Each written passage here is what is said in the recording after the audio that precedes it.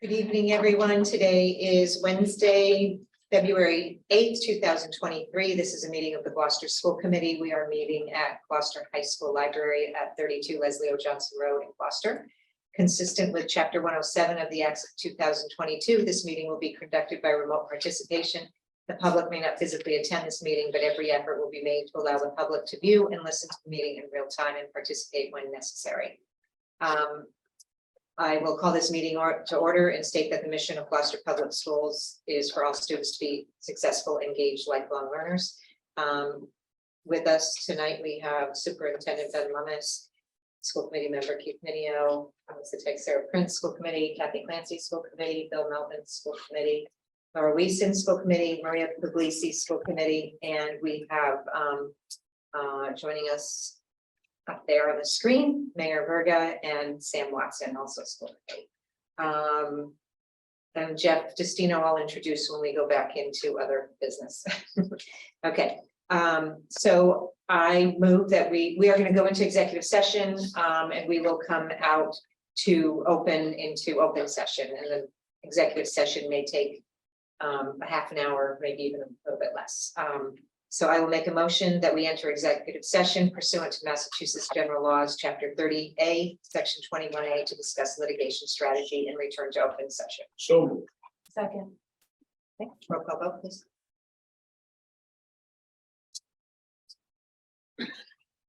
Ms. Watson, Yes. Ms. Weeson, Yes. Chairperson Clancy, Yes. Mr. Melvin, yes. Mr. Minio, Yes. Ms. Prince. Yes. And Mayor Verga. Yes.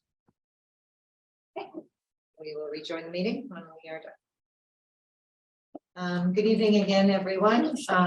We are reconvening the open session of the Gloucester School Committee meeting on February 8th, 2023. I ask you to join me for the salute.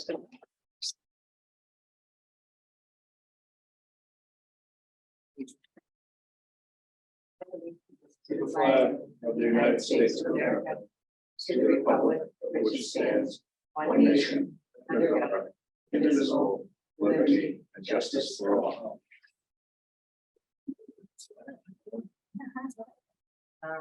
The first order of business is oral communications. If you are calling in on a phone, you can press *9 to request to speak. If you are watching on a computer or device, there's a raise hand button that you can tap or press to request to speak. Please use either of these options during oral communications to be recognized to speak. If there's anybody attending that would like to speak, now is your opportunity. Yes. To these. Okay, see. We do not have any attendees on the call. Okay. So we will move on to recognitions. Does anybody have any cool things they want to? I just want to recognize the winter sports teams. We've had some success this winter with the hockey teams, made a nice little comeback lately, and girls basketball won more games than they have in a long time, and it's nice to see some of the other sports too. The swimming and the wrestling is really taken off here at Gloucester High School. It's just good stuff to see every day. So just wanted to give a shout out to the athletes. I think we had the pep band at the girls' basketball games for senior night. Oh, nice. Nice big crowd. Also, the K-band basketball league, night where they could show up. That sounds like it was a good evening.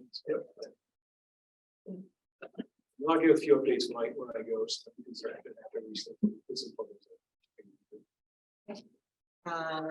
next we have Kaya Carvallis with us from the Gloucester High School Student Advisory Council. Thank you so much for being here. Thank you for having me. So I have some things that the school has told me to say tonight. So we have Secret Pal Week coming up next week. It's for those of you who don't know what Secret Pal Week is, it's when a teacher gets assigned to a student and that student buys gifts for the teacher the entire week under like secrecy. So they find out on Friday who they have and they give them like little gifts.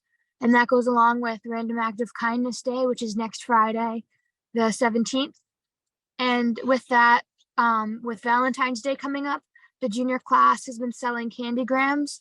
And so far they've sold over 120 candygrams and an added 55 teddy bears, which will get delivered to other students within homerooms on that Wednesday.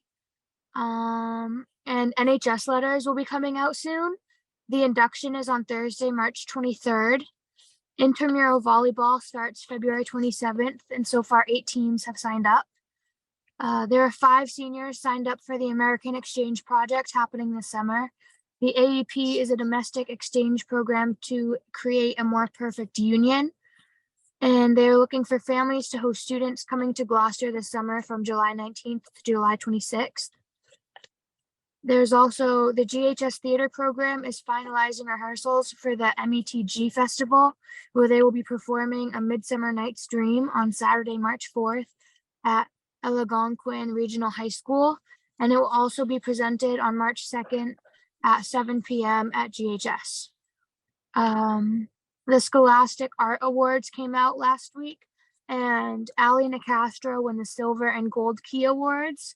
Vanessa Torres was an honorable mention, and also Ali has been featured in the Gloucester Daily Times for her legacy project sponsored by the Gloucester 400. And last week, the parent group put on a luncheon for the teachers at GHS, and it was very successful. So that's what's going on at the high school. Sounds like lots going on. That sounds great. Yeah. Anybody, any questions? Thank you. I have a comment. I'm really happy to hear intramural volleyball is still going. That was a really nice highlight when I was in GHS. Glad it's still a tradition.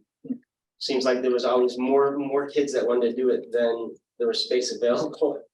But yeah, is that something you do after school or during school? Yeah, I believe that it happens after school every Monday. It wasn't there the first 2 years that I was at the high school, so it wasn't there my freshman or sophomore year, but it came back last year and it seemed to getting a lot of headway and stuff. Awesome. It seems to be very good. Yeah, it was always a good time. Great. Okay, thank you so much for your time. We're glad you joined us. Thank you. Have a good night. Thanks, Thank Kat. you. Good. Next item of business is the consent agenda. Anybody have any items they want to remove? Move that we approve the consent agenda. Second. Okay. Roll call vote, please, Maria. Ms. Watson? Yes. Ms. Weason? Yes. Chairperson Clancy? Yes. Mr. Melvin? Yes, Mr. Minio? Yes. Ms. Prince? Yes. I don't believe the mayor is with us. Is no. Okay. Next item of business, I think you're gonna take it in whatever order you think is best. Deliberation on education issues and superintendent's report. Great. So I'll give us a few updates and then we'll hand it over to our all-stars here, or folks who are going to present about the all-stars program. So great, everybody, and out there in the public. So as we always like to remind everybody, at the Gloucester Public Schools, every day matters. And everybody belongs. So, couple updates, and then we'll do the partnership presentation, which is the O'Malley Project Adventure All-Stars. Then I'll do a presentation of the initial FY 2024 budget, and then a revised update, the revised 2023, 2024, and 2024, 25 school calendars. Based on input from the committee and others. So let's start off with tonight, like I think it's over now, but the first ever Gloucester preschool PTO event. So the PTO, preschool PTO is newly formed this year. The leadership of Andrea Perella, our director, and also some fantastic parents. And tonight they held so much fun. And when I left the office to come here, it looked like it was the middle of the day with all the cars filling the parking lot. Which is fantastic. It was a great turnout. They had three different rooms, crafts going. They were doing Valentine's. They were doing snow dough, which is on the right hand there. So just you can see families and kids, and what a great way. You know, one of our priorities here, especially in the preschool through elementary school, is getting parents more involved, particularly those who aren't typically involved. And it's very easy to say that there have been very few preschool families involved because there hasn't been many community events for them. So it's something we're doing more this year with our classes we had earlier. now the PTO forum, now the first PTO event. So much fun. It's clearly a big hit tonight. It's a really good start for the PTO. Moving up a grade. So we've talked a lot and help the school committee understand. You guys have a great understanding of how we provide really individual service and support for our students in the middle, in the elementary school. And I was able to participate in a first grade data meeting today at East Gloucester. And what I realized is, while you've heard a lot about it, you've actually never seen what it looks like. And so I wanted to share this picture of the East Gloucester first grade team. And you see that they're around these two tables. And on the screen there is data they're looking at from students.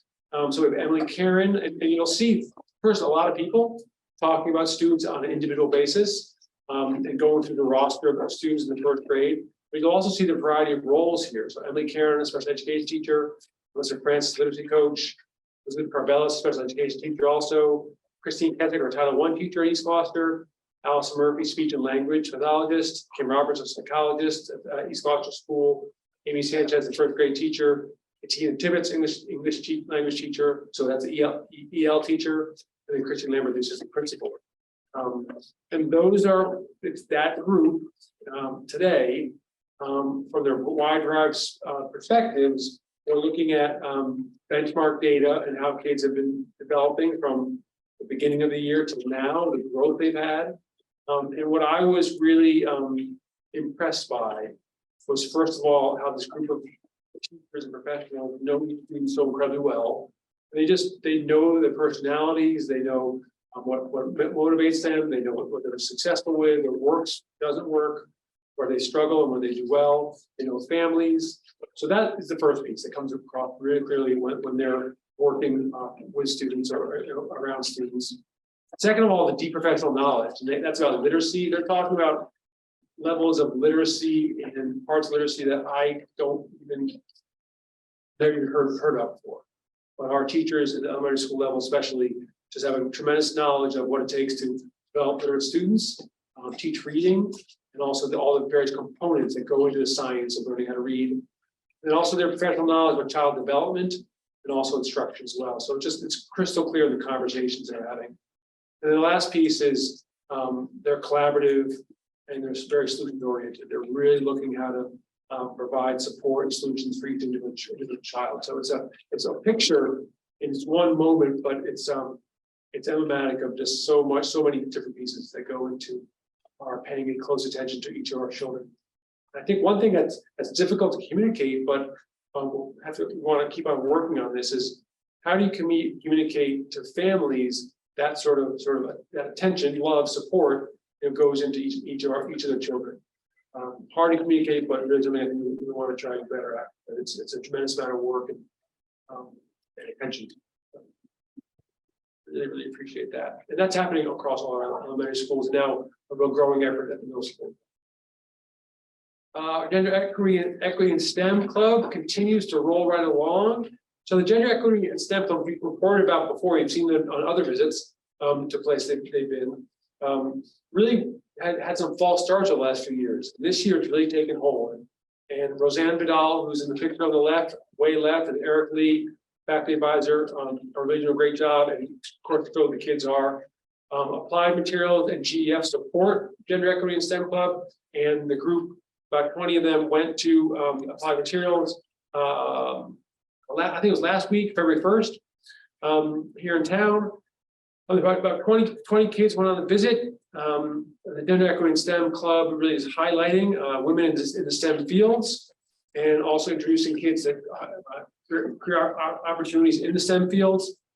The students who participated in this, they attended a panel discussion with 3 young female engineers, and those folks talked about the work that they do at Applied Materials, what it's like working in being women in a predominantly male industry, and also talked about some things that the kids need to think about, work on, develop in order to go into the STEM fields. And those were curiosity, good communication, determination, problem solving, and adaptability. And at least 3 of those are part and parcel of our vision of the graduate in terms of what we're trying to develop kids as they graduate from GHS.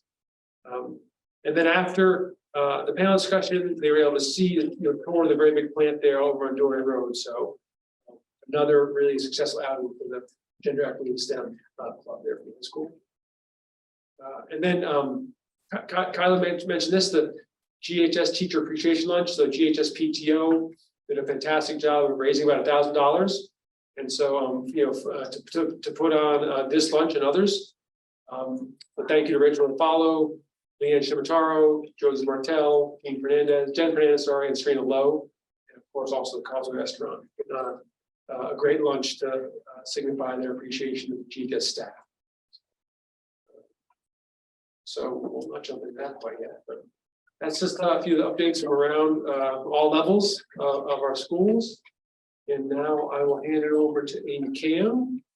I'll pull up their presentation, and they're going to let us know some great work that's happening in the middle school. Hi, thank you for having us. I have with you guys tonight, the O'Malley team. Jeff Destino is the assistant principal of O'Malley. Josie Martin is a project adventure SEL coordinator who's helping with our training. Mark Andrea is the guidance counselor, one of the guidance counselors at O'Malley. And then Pete Sutera, you can wave, he's joining by Zoom at the rink. There he is.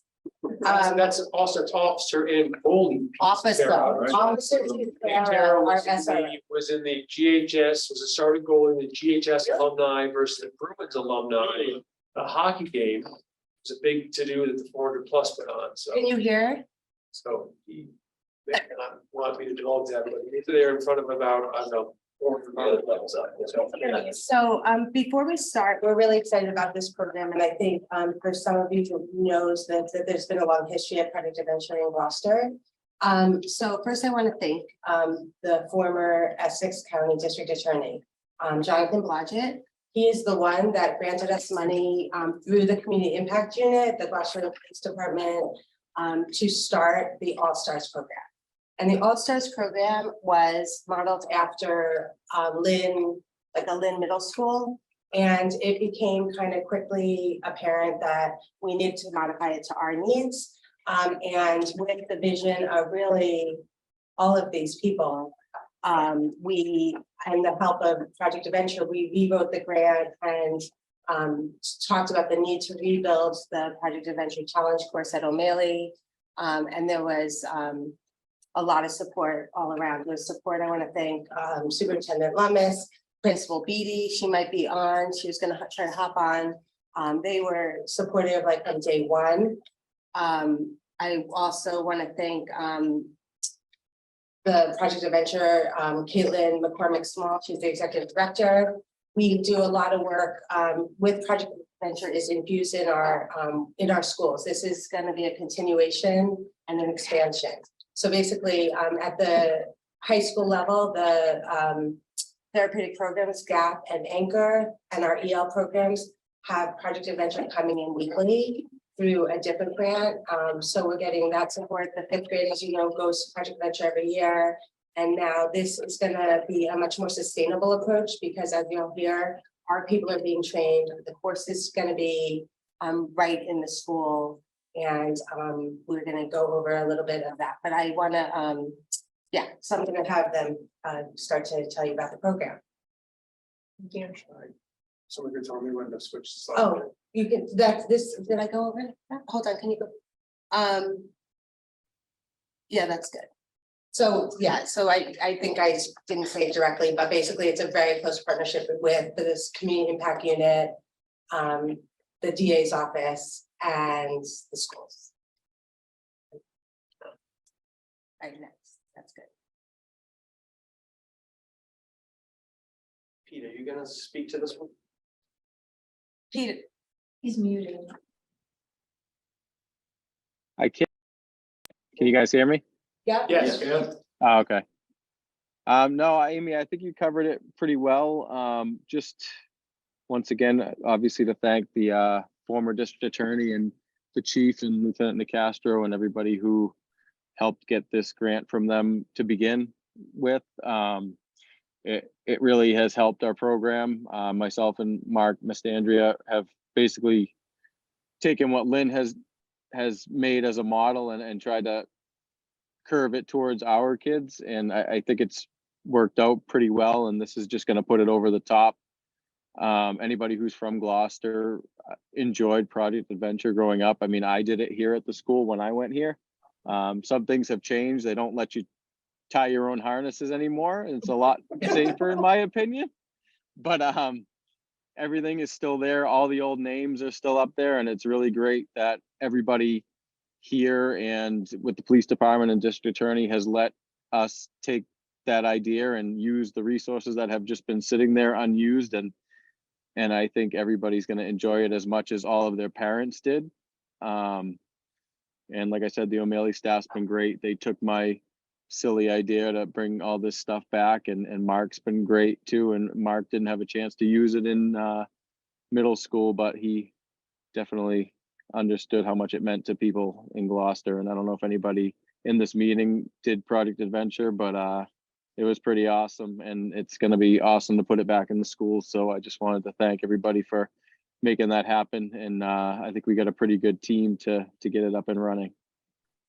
Just, like, who is that? Yeah. I don't know, Pete, you can't see can you see the graphics? That's Mark, that's me. I saw him on a panel here. Yes, I could see them. Yeah. So those that can see, Mark climbed up that wall on the pegs on the right-hand side and then stood up on that podium. Obviously harnessed in, helmet, so on, and then there is a team of probably two belayers, a lead belayer instructor, and then someone assisting. So he is going to leap and reach for that white ball.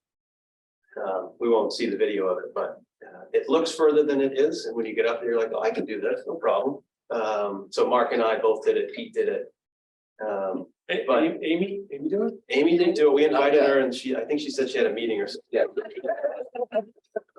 Nonetheless, Pete spoke pretty precisely about, what his experience was at O'Malley, and mine is the same. We had PE every day. It was either climbing or the rink, and we're now doing both of them again. And with the help of PA and the district attorney's office and of course the police and Amy's work with money to make it all happen. This is pretty special. For those that are like, oh, okay, climbing, like I don't climb. That's good. That's fine. There's something within Project Adventure for everyone. And I am not making this about me, but as far as like a personal story, I've been at O'Malley since '09, and to bring this back finally, as I was a teacher and now an assistant principal, like this makes me happier than a lot of the curriculum meetings, a lot of discipline stuff that I manage and handle. Just the parent, this, that, and the other stuff. The fact that we are doing this with kids in time gives us leverage, whether it be because of COVID or, social emotional stuff. Again, we know the community well, you all do, but this, I think, is like that extra, maybe final, maybe extra push to give us the opportunity to get kids that otherwise would leave at the end of the day and not be involved or in time with, phys ed, to give them the opportunity to have a choice, to have a challenge, to do team building, to do work that's collaborative, and ultimately take a risk that we all know is safe, right? Because we're getting better at tying knots. But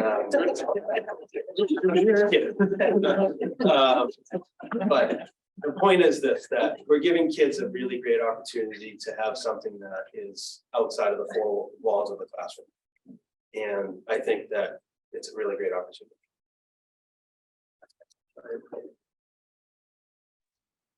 Jeff, just one thing, you were supposed to say, I wrote it down for you, that the ball looks closer in the picture than it really is when you get up there. Right, yep, yes. It was a further jump than it looks. Correct, yes. Did I say the opposite? You said the other. It looked far enough as it was. Well, anybody want to try it? Now that you know. I missed out when I don't know if it was available for me when I was going through school here, but I remember hearing about it. I don't know why I never tuned into it. It was always intriguing to me. I think I was skateboarding too much. I had my own risk, activities. Fair point. Melissa has a.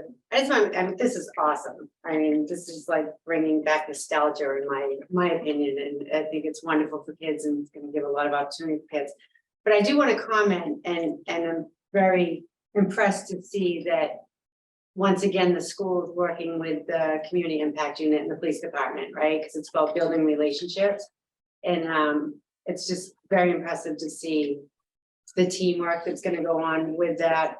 Not only do you have the challenges of what this program brings as far as having fun, but it's the relationship building within the community, not just within the schools, but with other departments in the schools. So I'm just very impressed by all of it. And I do want to climb the rock and jump for the ball and stuff like that. But so kudos to everyone involved. Kathy, Sam has her hand up. Sam, go ahead. Thank you. So this is wild because I saw that picture of I don't know who it was standing up on that platform, and it brought back all sorts of memories. And I disagree with Jeff. It is a lot further than it looks. It is terrifying. But I just want to make the comment that there's so many things when you grow up in Gloucester that you sort of take for granted and you think are sort of normal in every other school district. And just what Jeff said, you know, we skate in PE and we climb in PE, and that's not normal, but it is very, very cool. And it's a great experience for, you know, I grew up doing that. I'm so glad that the students of our district are continuing to do that. And it's just a really big deal, you know, to have PE be something that to learn really, really fun skills that are just going to sort of grow with you as a human. So I just commend you guys for bringing it back. It's really exciting for me as both a graduate and as a parent someday at O'Malley. So thank you. Thank you.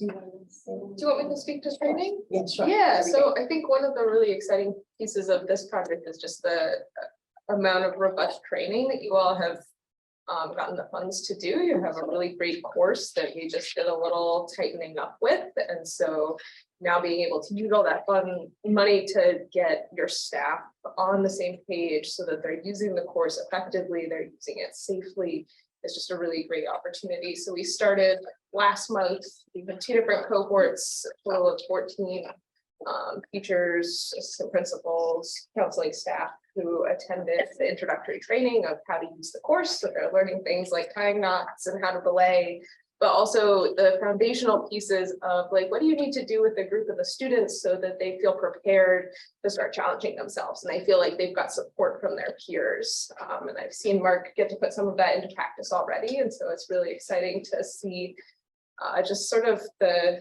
jumping right in and being able to turn that around. And that sort of work that they're starting right now is really going to support the longevity and the safety of this as they continue to work with it and start using the challenge course. And then we have a few other trainings that are coming up. Definition of belay. Oh yeah, so when he was climbing up on that platform. Wait, we have more. Is there a better picture? The last slide has more pictures. This is not a good picture. I mean, this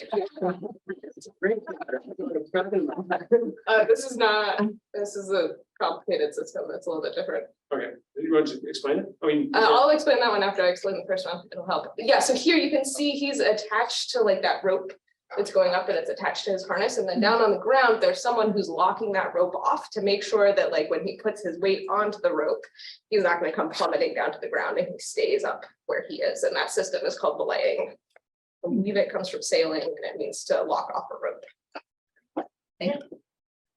That other system is a more complicated belay system that is a really great activity to run with students. So here, one of the big differences is that this person is getting lifted off the ground by the rest of the group. So you need a lot more people than just one to support them, but it's a really wonderful activity. It's called the Flying Squirrel. It has, I believe, you can fact check me, but one of our trainers told me that's recently some cool routes in Gloucester. It was developed out on the summer camp island that Project Adventure used to run here. And one of our current trainers went up this tree to put in a bolt for this new element they were designing. And something like jumped out of the tree down to the ground. And afterwards they realized it was a flying squirrel. And so this element is called the flying squirrel because of this flying squirrel that was here in Gloucester. In the posture. And it's great because this person, you have so much choice as the person who is experiencing this element in how far you want to go. And a lot of people start out being like, oh, this is really like unnerving and unsettling. And they're like, I don't want to go very high. And so you can go just a little ways and have a really impactful experience. But it also helps you stretch slowly. So most students who want to go a little ways are like, oh, this is actually better than I thought it was going to be. I can do this and I can trust these people who are helping support me and they want to go a little bit higher. And so it's a really great introduction to sort of believing in yourself, but also trusting that team that you've been building through activities and games and initiative work on the ground. I think you guys want to make sure that we're covering or. Laura, that's a question. Well, so I didn't go to school here, and so I'm trying to figure out, like, is this PE, is this an SEL course, like, who is this for? And like it sounds great, but I guess I don't really know who does this. So the district attorney's office had an all-stars program in Lynn, and it's based on really trying to create like pro-social behaviors and give kids you know, other alternatives after school. It was an after-school program. The first round of this is going to be 30 kids that are invited. And then it is hoped that, you know, as we grow and maybe also find other funding sources, that it will be more integrated into the school curriculum through PE, health and other things. So it's an after-school program right now? Right now, yes. Yeah. For 30 kids who have been invited, students who have been invited. That's the first round. So it's not being used. Not Not yet. yet. All right. But We're that's still, we're still, so right now they're doing, you know, there's low element, I mean, you can speak more to this, but they're doing Yeah. team building things where they're not having the high elements yet. We're working on local operating procedures. We're looking at protocols. We're looking at insurance, so we're just not rushing. We're trying to be like Safe. safe. Yeah. Safe. The superintendent supports that fully. And one of the great things about partnering with Project Adventure is we have these high elements, which are, you know, climb to the ceiling of the gym and jump and take those really big risks. But there's a ton of curriculum that we are doing now with the students that's on the ground. That's team building, that's leadership skills, that's stepping out of your comfort zone, not necessarily jumping off a ledge, but building that camaraderie amongst the group and the group cohesion and the trust that Josie was talking about, so that you can know that the 6 people holding your rope when you eventually get up there aren't going to drop you, and building that trust and using those social emotional learning activities like you were mentioning that can really be generalized throughout the entire building. So we're focusing on the 30 students that we have right now that are meeting weekly, but no student has jumped yet. So we're kind of waiting for that groundbreaking moment where we get to that point, but all of the other resources that we're getting from Project Adventure, all of the activities, all of the group building is really aligned with the direction that the school's going in building the community and the everybody belongs and everybody has a place on the O'Malley team. So I just want to follow that. So those resources, not the jumping off high things or doing. So those things that would be integrated this year, or is it just like that? I'm just trying to understand. So I think the next Yeah. part of the training is 24 people in an SEL training, and I believe those people are going to be selected from throughout the school. And that's training is really focused on like aligning language to make sure that everybody is talking about SEL in the same way, so the students are understanding it in the same way. It's teaching them how to use these activities in an after-school setting, or you can adapt it and use it in your science class. You can relate it to the academic curriculum. And it just helps students engage in a different way, and it helps them practice SEL skills and not just talk about them. And because they're relevant to their lives, you know, it was something they experienced and it's not something they're talking about, it changes that conversation. It makes it more meaningful and personal to them. So I believe you'll have 24 teachers doing that component. And then the really generous part of this grant is we have 5 follow-up days of consulting, which can kind of be allotted to wherever we or you all sort of deem appropriate. And we're here to sort of help coach and counsel on that as well. So that can go from making recommendations about how to build an SEL curriculum that connects to PE and connects to after school to having us come back when you first pull out the course, because it's been a couple months, to be like, yes, the things you're doing are the right way to keep this safe. Thank you. I'll just add that the 14 people that have been trained to date, it's diverse enough of a group that, you know, all facets of the building. So it's, you know, there's teachers, there's, you know, our core academic teachers, health teachers, PE teachers, counselors, school psychologists, and two assistant principals. So, you know, no matter where it is within the day-to-day programming of the school, you know, we're prepared to already be implementing the, you know, everything except for the climbing piece of it, which really is, as Mark and Joseph said, is the foundation work. You know, if we weren't doing the foundation work, the climbing would be fun for a minute and then we wouldn't do it. You know, it's, I think I look at it and I hope this is fair to say that the climbing is like the capstone to all the things that we do that lead up to it. So, you know, we're in a position that we can start this, you know, today. Yeah. Quickly, is it a combination of grades, 6th, 7th, 8th, Yeah. the students? Yeah, it's across the. And are they kind of mixed together, or are they?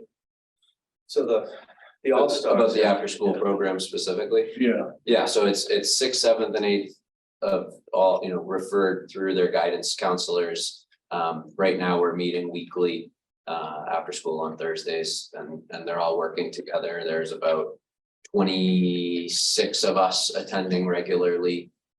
Students that you wouldn't necessarily expect to, you know, stop at lockers together and talk, and really kind of stepping out of their comfort zone and realizing that they're working together as a team in a way that they didn't really see possible throughout an academic setting, which is really cool. and knowing that Project Adventure is a national organization, is there a dotted line for kids that kids might do this and say, boy, I really enjoyed that. I want to expand on my Project Adventure experience. Is that possible for kids to do outside school? Is there a dotted line to the larger Project Adventure organization? It's the organization has shifted a little bit in the last 10 years. We used to be a much bigger, more national organization with lots of offices around the country, and now we've shrunk down to just one office here on the North Shore. And most of the work we do is directly with clients. With the pandemic, we saw sort of a decrease in like summer camp enrollment and that sort of thing. So that kind of project would normally be like the thing we would push people to, but we're not running it currently. Yeah. But there are lots of really great out of school time programs, whether it's like an after school program or a summer camp in the area that we do work with and support. And so if people are looking for other ways to engage in adventure activities, we could make some recommendations about local organizations that could partner there. Yeah. Thank you. I have a question. So the 30s, what are the profiles of students that get invited? You know, what kind of kids? Having shy kids who So kind of need a boost or. So I think the idea, and I feel very fortunate to be a part of the after-school program through O'Malley Academy and the All-Stars. We have a lot of program offerings. And I think you still find students that don't do anything after school, or they go home, or they don't have something to call their own. And I think we're really trying to think about the idea of every kid in the middle school should have something outside of their regular school day. So I think the students have been referred for a variety of reasons. It's not, you know, put your finger on one profile. And I think that's what makes it really special. I think the idea of the project adventure and the climbing and the adventure counseling is something that can benefit everybody, but it has this really unique way to connect with people in a very genuine way that's challenging you. You feel safe, you feel supported, but you're doing it in a very different way than you do throughout your school day. And it might not be the student that's all in for the drama program and does that throughout the year, or a student that excels in sports and does very well in basketball or hockey and kind of those kind of mainstream activities. But just really creating a place so everybody has something. And that was what the guidance counselors considered when they looked at selecting these students. I just love this because I just can imagine, you know, a kid feels selected to learn about this opportunity. And they're going to be with other students that they, you know, I mean, a lot of kids, as you say, if you are into drama, you automatically you have something in common. And if you are a kid who does not have one of those particular silos that's important to you and you know, brings you joy, this bringing together of kids with being kind of selected as, you know, this is pretty cool. You're going to be one of the kids that are doing the cool stuff.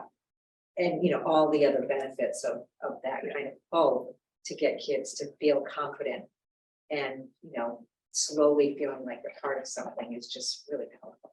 It's great. Yep. Very encouraging. You said you have 30 students now. So is it once a week after school, and for how long? And will there be another group this year? Or is it just the 30 kids for this year? So right now, How will it kind of, schedule work? yeah, so getting it off the ground, and I think everyone has the idea that we want to grow this safely. And in a way that is effective, right? So if we just recruited 150 kids and divided them up, and it might not be as effective, building the buy-in so that this first group of students goes out and says great things about it. So then they can branch out, they can be, you know, the masters of what they've already done and recruit some other people. Or maybe if they struggle to say, like, I have 4 friends waiting to sign up, we could bring more students and they can be the leaders of that activity, having done it before. So I think everybody sees it as we want to grow this. As we talked about, it's an incredible team behind us. There are a lot of logistics to get the equipment up and running and operational. And I think we could see a vision where significantly more students get to engage with these activities once everything's green light up and running in place. And how long does the program last? Like, is it so many weeks? Is it half a school year or? So right now we're running through the end of the school year. And So yeah. So we're this up and group running. will stay to the end. Yep, and not necessarily a closed group, so we can, you know, add students as needed or as we have the capacity to take that on. That's great. So we have, you know, the vision, right, to expand it beyond just an after school programming. Obviously, we would love and want and will make it part of, again, of the PE program. You know, the logistics need to be figured out in scheduling. You know, does a 40-minute class benefit that group of kids, or do we need an 80-minute class or somewhere in between? But you know, the goal is to get the most amount of kids doing PE. It doesn't always have to be climbing, obviously, but you know, to get PE activities as part of their day or their routine, or you know, whatever it may be. And we've, you know, already begun that conversation of, you know, what's the schedule going to look like next year? What are we going to change? What are we going to keep the same? What new programming, PE, for example, do we have that may influence some of that? So, you know, all of that big picture stuff, you know, as we all know, gets boiled down to, you know, how do we get kids to do, you know, things that are most impactful? And we think in the last month of our training, plus all the planning that went into this, this is going to be an impactful program. So we are trying hard to make it part of our, you know, day-to-day routine. My last comment on it would be, we talk amongst ourselves about the polls for kids coming to school. What's the poll? You know, I can certainly see this program being a poll for a certain segment of kids, or for all kids. Really encouraged by it. It's a great presentation. Yeah, there's no doubt about it. We feel the same way. We think kids are gonna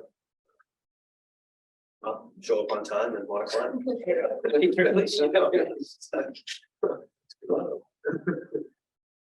I don't know if you guys know this, but I started in education over at Our Bound, instructor for them. And so, and I did that purposely before I went into public schools, because Our Bound and Project Venture being out really Our Bound, we're learning, both this work here and the work I did with Our Bound was about folks learning about themselves. They can do more than they imagined, more within them. And also, there's more work with a group that we can do. And that's ultimately what our school's about. It's helping students know they have a connection. Know that people in a school care about them, adults and other kids, and that there are things that they want to do and things they can be successful at. And ultimately, that we're helping them see more about who they are and who they can become. And certainly, Project Venture, the work you guys are doing, leading, has all of that more. So really appreciate the leadership, the fundraising, the skills, your support for Project Venture, and also I really, we really want to build great things for the long haul. And that's with wisdom, going over a 3-year process. And then you guys, I mean, so many other examples now, but starting small like this with 30 kids learning the ropes, so and then getting it throughout the school is great. It's great. So thanks so much. Keith, do you want to say Oh, something? yeah, I just think this is wonderful, and there's no better way to have a trust fall than from like, how many feet up are you? It's just like the epitome of a trust fall. I mean, the kids nowadays seem to be so locked into the, computer realm and virtual reality that so much is lost with the physical nature of growing up. And I think this is going to do great things for certain kids to develop their confidence and know what it really means to be brave. You need to be really brave, take a chance knowing that you're in a dangerous situation, and you have to, not just bravery, but trust in your fellow students. I mean, I think this is going to be, do so many great things. My only concern is how far can we expand this, right? I mean, I understand this is like a pilot situation here, so a lot of things will work out, but I hope going forward that as many students that will be able to. And then for those 30 students, that's great. And I'm assuming maybe they come from like different niches, like you say. So like having that camaraderie across niches as far as like cliques and stuff in school goes, a little more cohesiveness to follow. Yeah. We appreciate you. Thank you. All coming. It's Right. great to have so much. Thank you for coming early, Mr. DeSteve. I didn't know. Thank you, Keith. Amy said You're right. you're at 6. Yeah. Thank you. Thank you, Peter. What was your name? My name is Josie Martin. Josie I'm a Martin. Trainer in the SEL program coordinator at Project Adventure. Oh, yeah. I mean, like, as far as like adventure camps go, like any kind of references, you can send it to my email, school committee. I mean, I don't know, how would I go about that? I'm interested in that kind of information. We go to the superintendent. Yeah, okay, sounds great. Yeah, If you could solicit that The from contact everyone, info that'd be here, I awesome. think, so. Huh? you can get it. I have this contact info, so. you Yeah, can get it. awesome. Thank you. Yeah. for your support. Appreciate Appreciate it. Thank Thank you. You're doing something great. Thanks for having us, guys. See ya.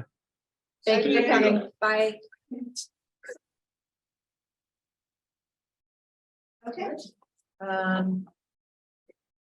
Next item is the presentation of the fiscal year 2024 budget.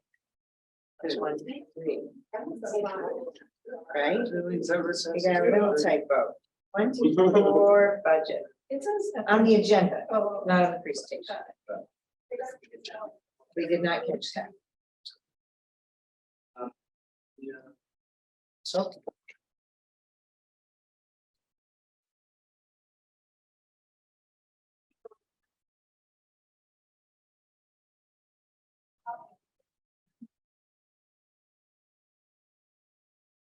right, so I'm gonna give you Gary Frisch is also on the line, I believe, in case of questions for him.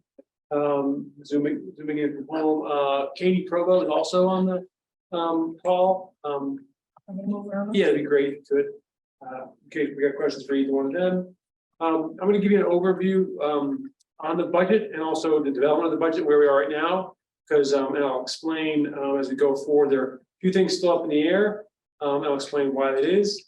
But we'll cover it all. So guiding principles for the development of the FY24 public schools budget. First of all, that's aligned to GPS 3-year plan for ongoing improvement. And our 4 priorities there are deepen student belonging and engagement. We've just been talking about that. You can see an investment there.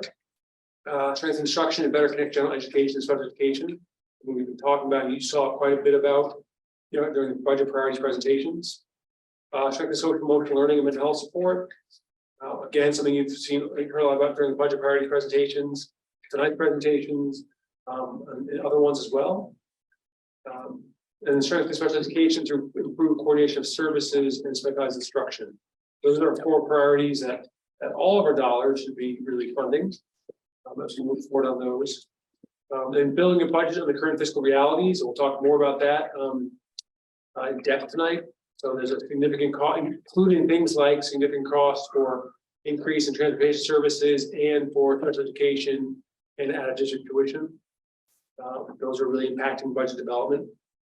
And then building a budget based on the current program realities. 2 specific ones that we're paying a lot of attention to are the growing number of students with complex needs.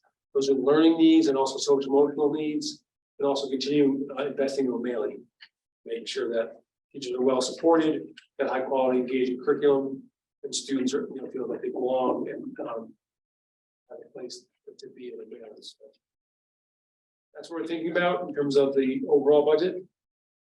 As always, we create or use a collaborative budget process. So all principals and directors are involved in building the budget and reviewing it and giving input on it. So a few things, we do always want to build budgets that allow for sustainable growth rather than shifts up and down, year to year, growing or retracting, which cause a lot of disruption. We want to instead have sustainable growth over time. That requires building budgets that support ongoing improvement in student learning, student engagement, instruction, and student support. Particularly right now, in the last couple of years, we're shifting extra dollars year by year on the operating budget. Those ones we want to continue. So we don't have a significant funding cliff or contraction after the federal dollars go away. We'll talk about a little bit about that tonight, and also anticipating adjustments that have to be made every year, specifically health insurance costs, which always increase. Some of the just examples to show you about investments that are ongoing. Talk a lot about with budgets, especially municipal budget, what the growth is, what the changes are with the growth. But of course, the growth, even if it's 2, 3, or 4%, is only a small fraction of the budget. What really matters is where the other 96, 97% is going, and that we continue things that are going well or invest in them. So something that's been going quite well is our collaborative review and selection of new curriculum at the elementary school and the high school. And now we're also extending that to O'Malley for the first time in a long time. Prioritizing academic intervention. So I showed you tonight just a picture of the basis of our academic intervention at the elementary schools with those data meetings. And we've been doing, because of the pandemic and because of the kids often need fuller instruction and more, we are continuing to prioritize academic intervention. That means not only the time, the staff have the time to do that, but also that we have the tools to do that. So there might be software, there might be assessments, that sort of thing. Provide regular and consistent professional development for our staff, particularly for special education paraprofessionals, special education teachers. Just yesterday, we had on our half day, had a lot of our paraprofessionals and special educators working on augmented communication devices. It's AAC, and I can't remember what one of the A's are for, but it's augmented communication devices, helping students who are nonverbal utilize devices so they can communicate in class. And we had a great direct development that organized by Katie Provo yesterday, which helped them not only learn about the tool, but also by interacting with and communicating with an adult who was a child who was nonverbal, and it's still nonverbal today. And she would explain her personal experience about how frustrating it was beginning kindergarten not to be able to communicate. And because of that, sharing the behaviors that she engaged in, because it was so frustrating not to be able to communicate. She could understand what teachers were saying, but couldn't communicate her thoughts and feelings. But anyway, that was just a piece of very powerful sort of professional development for our special education staff. And doing that in a way we haven't supported our paraprofessionals in the past, and so we'll continue to do that as well. Organizing really high quality professional development for our special education staff. Ongoing investments in reorganization of the GHS counseling department to make sure we're providing better support and better guidance to our high school students as they progress through high school, and helping them to identify their path after high school. Better support and the coordination and of clinical staff across all schools. We heard a lot about that, but it's going to continue next year. And then also consolidating the two schools into East Veterans School. Maintaining staffing positions there, and in order to make sure that that school is a great transition into its new community, new building, and really starting a whole new, a real fresh start there. So those are investments we're making, just to give you some example that, and all those support the plan for ongoing improvement that we'll be continuing or investing in. The budget calendar. So we're really at February 8th here. So I'm presenting the budget to all of you. And then you'll see it as it always goes. We're going to look back at this calendar at the end of the presentation because we're hoping to make some adjustments, but we'll explain those. I'll explain those as we go. So we'll go over some numbers and details here. You can see right there the different pieces that I'm about to go over. So now we'll get into the numbers and dollars part of the presentation. So what we've been operating on and going on, and we have a plan for this year at this point. This plan will change, but for now, we're putting forth a 2.98% proposed increase from just under $47 million for the operating budget to $48.4 million. You can see that 2.98% increase is similar, within a percentage point or so of the last 5 years of growth along the district. So that's sort of consistent with that maintaining a sustainable growth.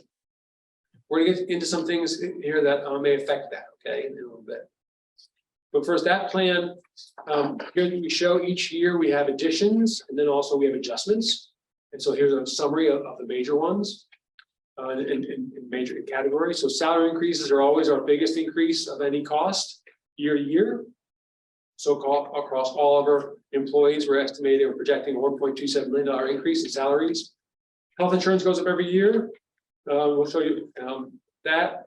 As for positions, health insurance, and staffing adjustments and retirements, we are going to go a slide or so on each of these in a moment. Okay, just to provide this is the overview, the summary of the increases and then adjustments needed to get to the $1.4 million increase. So the first one is projected salary increases. So this summarizes the different types of increases that are happening across all our bargaining units as well as individual contracts. So some of them are GATE or educational support paraprofessionals and Gloucester teachers have step increases and lane increases plus annual cost of living adjustment.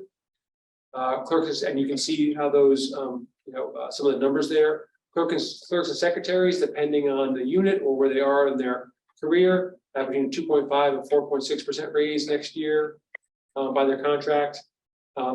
ESPs or their paraprofessionals, food service staff, and transportation will be negotiating with them on successor negotiations. So we don't know yet what the outcome of those negotiations and therefore salary increases will be.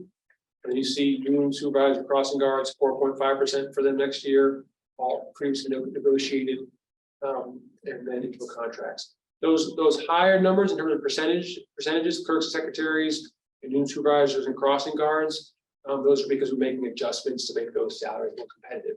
And those all have to negotiations, which the school committee obviously was leading. So you see that in the operating budget, we have a 3.6% total increase in staff salaries, which goes about $1.3 million. And for the operating budget only, so not grants, staff salaries would be $35.4 million. Our health insurance costs, so this is the next piece of increases that we have to allow for.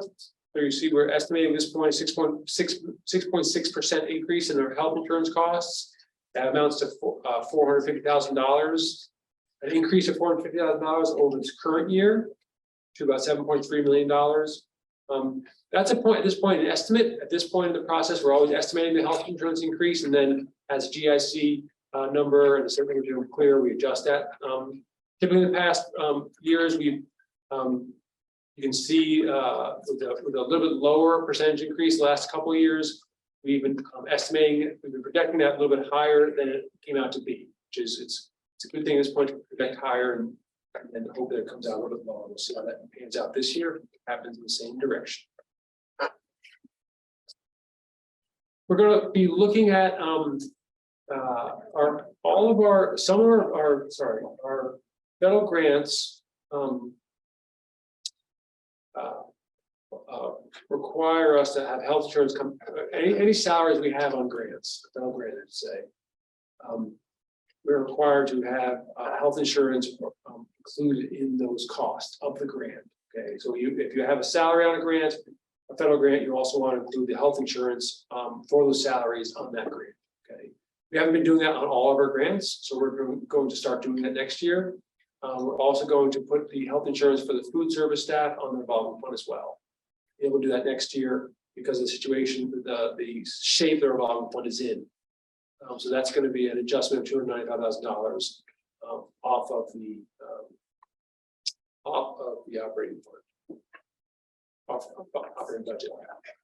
Next step here is ESSER funded positions. So as you know, we've had positions that have been funded by ESSER for 1, 2, or 3 years. So we're going to continue. Last year, we took onto the operating budget those light blue positions at the top there.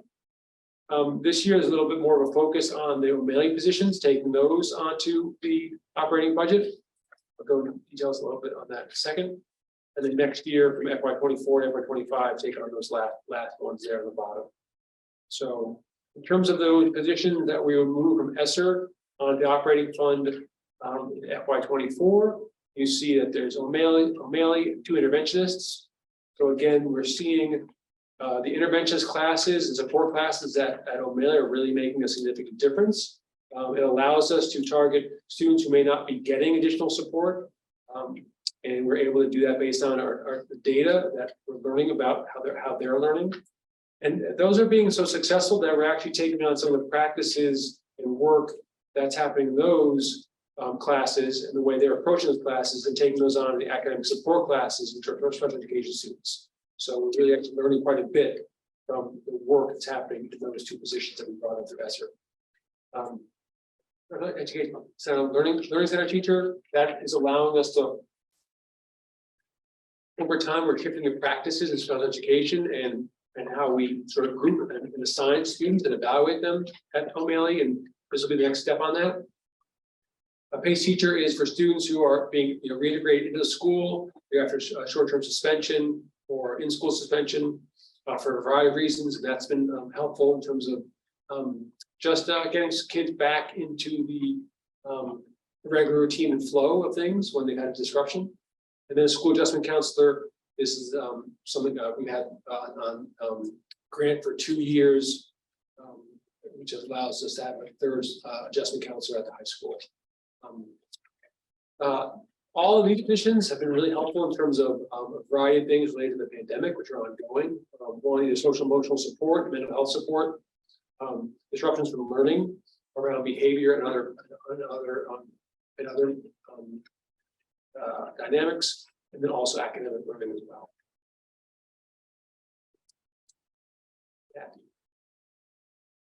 So go ahead, Barb. So, so then just so I'm clear, so between what we're adding, or what we already put on the operating budget from last year and these positions, so that's nine positions that are coming Yes, off of the ESSER. Yep. Okay. And then and there's, you know, one thing I'll talk about a little bit, actually, I think it's next slide is about adjustments to make in staff year to year.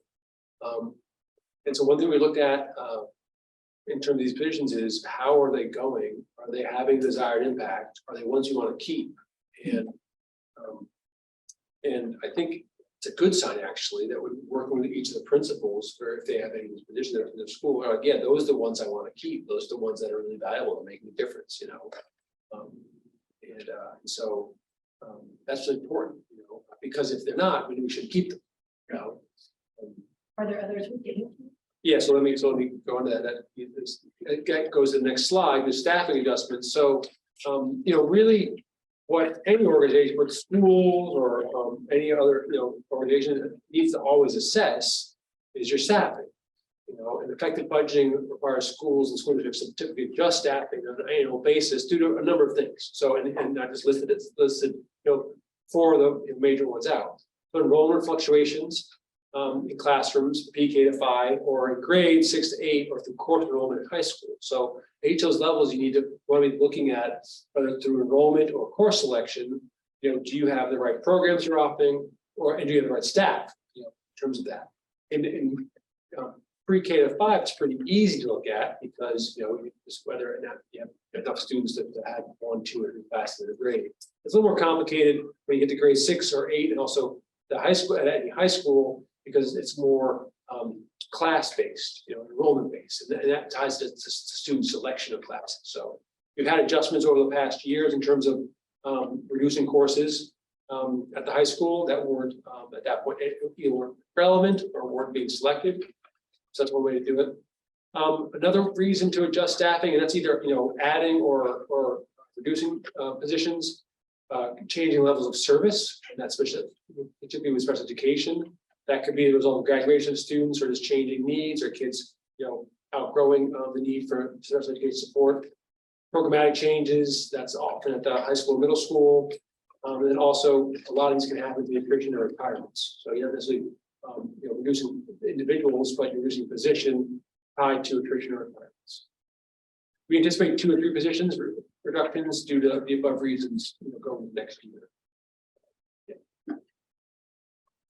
And that's the sort of thing that, should, if we're paying close attention to how we're doing things and why we're doing things, it'll be something that folks should anticipate. You're not every year, but it will be a reduction in some areas, and then growth in others. And you're seeing that because we're bringing on the ESSER positions at the same time we're reducing it in a few other places. These aren't finalized yet, but that's what we're looking at. So I just wanted to ask, sort of looking forward at the CVTE programs, because we brought on Brenda. Yep. I know that's I think that was a grant position. Yep. And then not this year, but next year we're hoping to have another program. Right.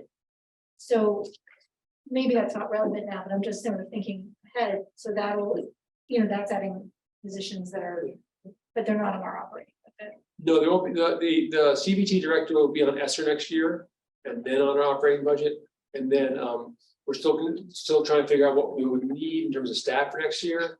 Probably may need someone for part-time to develop the program once we decide what it is. But I'm going to actually get into that. Sorry. No, it's right.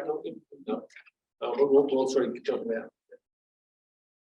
There are always retirement savings. So typically, we have staff who retire every year. So folks who retire because where they are in their career are usually the highest paid, high salaried workers. They're typically replaced by folks who have less experience and therefore a lower salary. So that difference across all those folks who retire and all those folks who replace them, what we call retirement savings. So that's part of our budget every year. It's one of the things that allows us to, one of the adjustments that allows us to tolerate, any increase in salaries or growth. And so this year we're estimating that we have $210,000 in retirement savings. It's pretty typical about what we do every year.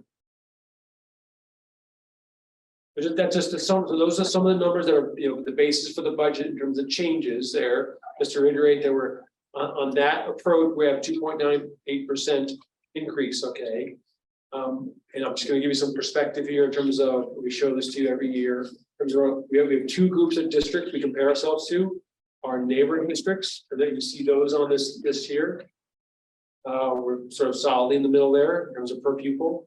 The most recent, and this is the most recent data the state has for FY21 operating expenses, okay? This comes off the end of the year report. So it's all expenses total, even what the city contributes to us, including the DPW and what they do. So across the board, that's the total per pupil, annual per pupil. And then we also then compare our DART districts, just the comparison districts that DESE puts together for every district. You can see with these folks who are we're a little sort of, I guess, 3/4 of the way there. They're above halfway mark. You see the state average there in the yellow, so a little bit above the state average. These are cities and towns rather that have a more of a similar makeup to Gloucester in terms of ability to pay for the public education in terms of the municipality, and then also demographic students, level of high needs, sort of thing. Whereas obviously the other ones are neighboring districts have much different profiles, a much broader range of profiles, size, and also ability to pay than our DART districts do. Quick question about the state average, is that across the entire state or for our comparable districts? Also across the entire state. Okay, yeah. Yeah, across the state. And just to take note too, know that Gloucester is spending more per student than the state average. The way this chart is, you go down, so you want to be near the bottom, not the top. In the expenditures per student, so in Gloucester, we spend more per student, I correct? think they stay, That would stay average. Oh, I'm sorry, I'm looking at the last presentation. Okay. it was the same district. Have they flipped it? Yeah, we Okay. actually corrected. Got it. Yeah. All right. We give Sorry. someone I'm looking at my one from the other day. Yeah, we changed that. Okay, got it. So where In, we, in the first draft, as we presented BNF last week, we had this slide reversed, so the higher. yeah, mine paying looked ones- like this. So I was worried that we're down near the bottom, so it looks better on the one you got tonight. Yeah, no, we changed that. Sorry. That changed it, no problem. So now we're gonna get into some local, regional, statewide disruptions that are affecting budgeting, both the budgeting and the budget needs, but also the budget, knowing what our ability to pay at this point. Okay, so I'm gonna talk about a variety of things. The hint here, which helped Mr. Melvin last week, was that it's got the Gloucester Fisherman logo. Okay, it's a Gloucester specific matter, and it's got the Massachusetts state icon. It's a Massachusetts statewide dynamic. Okay, so Mr. Melvin told me that was very helpful last week. So Gloucester, so one thing we know about our students is over the past 5-10 years or so that Gloucester have a growing level of intense needs. So our high needs students, so that's the percentage of students identified as one or more for education, students in poverty, students whose first language is not English or English learners. That percentage of students has risen from 48% of our students in 2015 to 60% of our students in 2023. I think 25% increase from the 2015 levels. Okay. So that's a significant change over about 7 or 8 years. The pandemic impact has led to more students with complex needs, getting more support in our schools, and also more out-of-district placements. That's more time for more need and staff in-house, also more time for administrators, more time on a lot of psychologists and social workers and levels of support, as well as more out-of-district placements. Our special education students needing private placements continue to increase. That's our own students, but it's also we've had an influx of students this year moving into Gloucester who already were placed in out-of-district placements.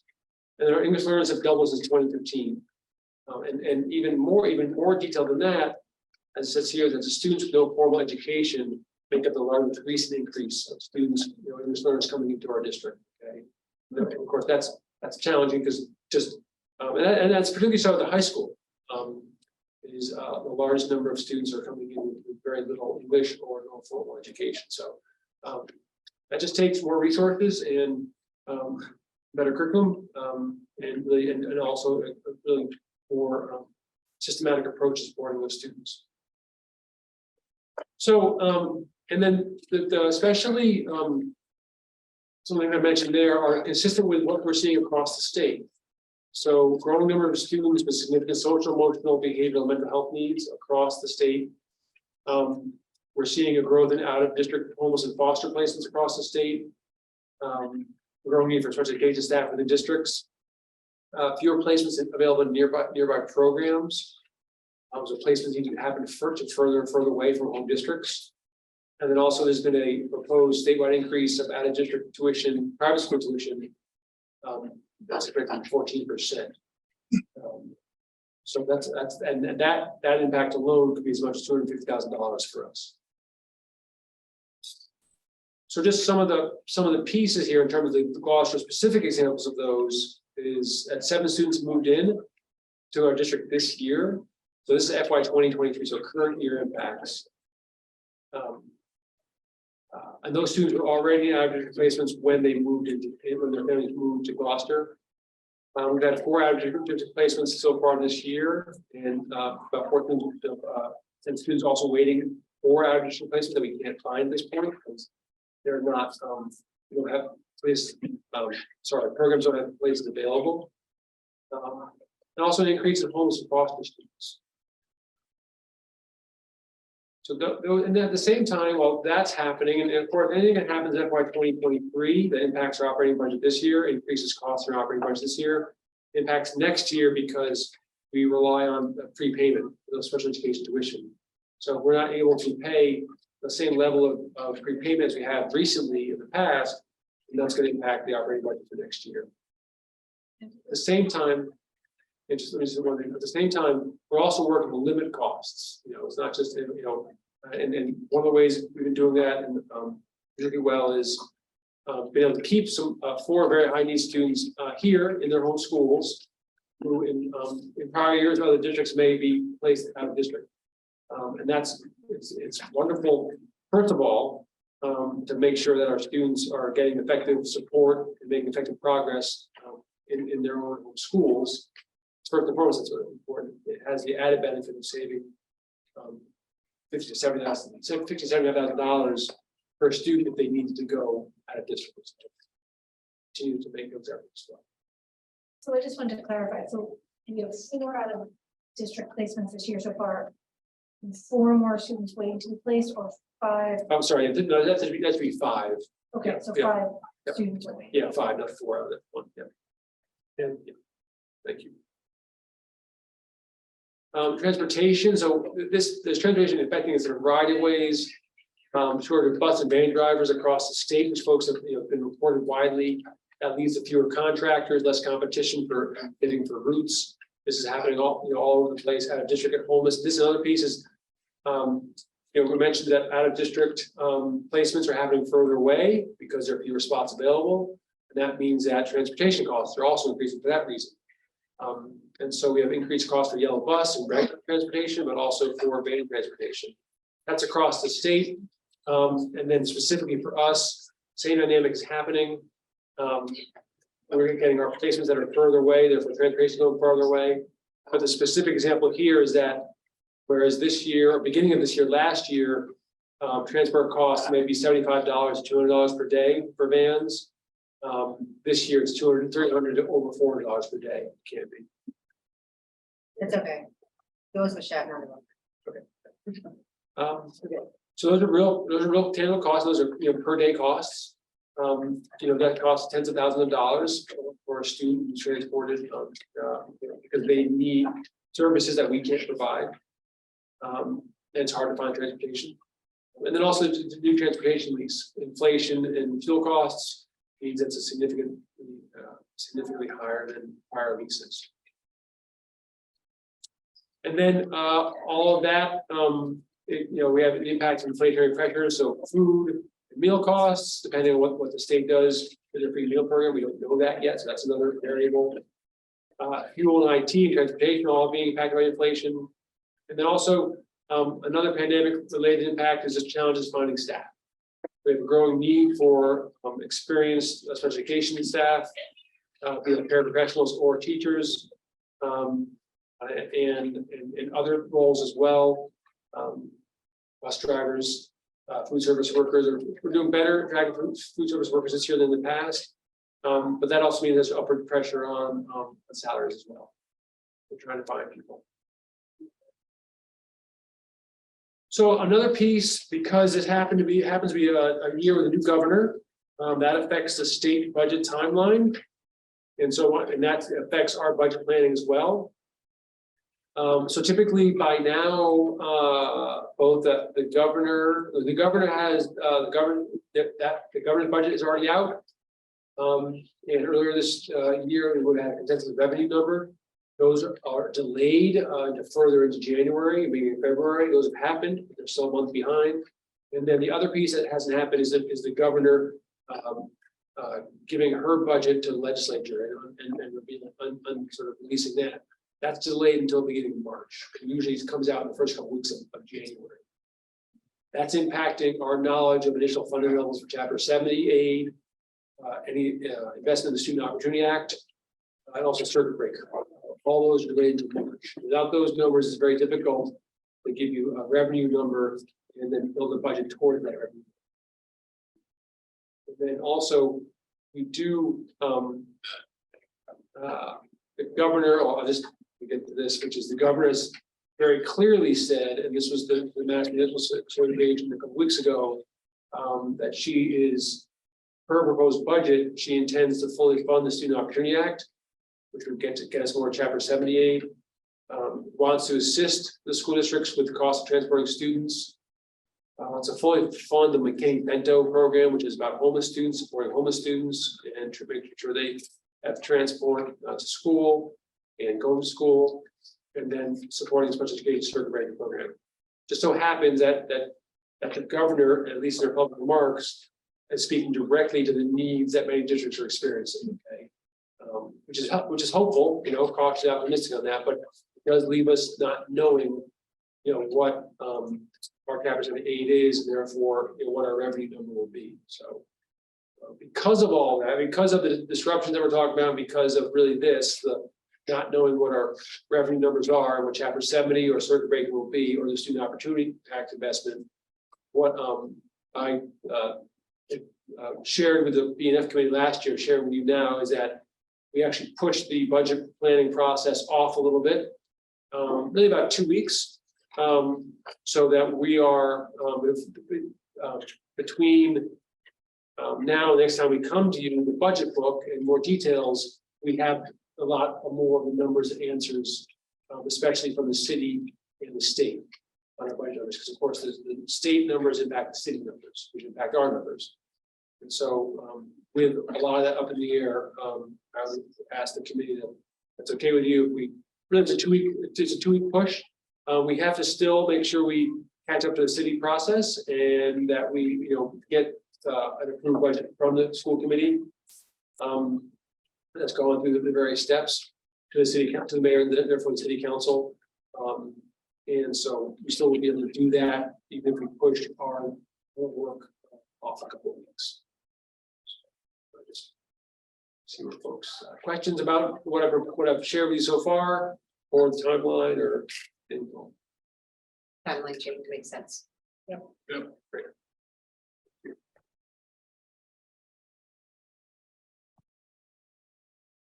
So then we'll continue on with the budget development and we'll be back with you in March.